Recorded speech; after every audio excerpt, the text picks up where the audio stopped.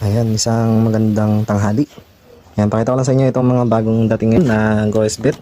Ayan, dahil nga dito nga sa lugar namin ay madami na po nagpapalay. At syempre sa mga gulay, kailangan po natin yan pagka maulan na. Kasi ito nga mga gulay ay alkaline. Kaya may kita nyo yung mga stock dito. Ayan. Ayan, yung maliliit natin na 1 liter. Ayan, available pa rin po. Pwede po tayong padala.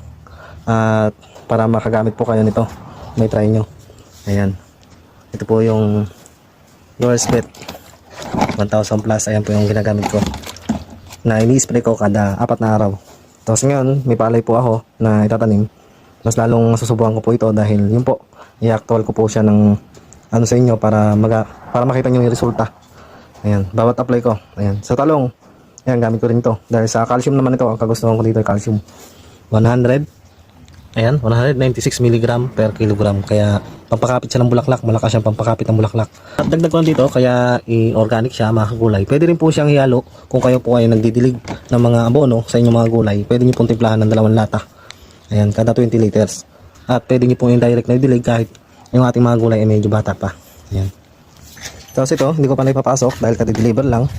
Ito GoSbet 1000 plus din yan. Ayan, so buo pa siya. Isang container yan. Tapos yung ibang mga container na aming nagamit nga dito sa aming mga bukid, ayan, nakikita nyo sa ilalim ng bangko.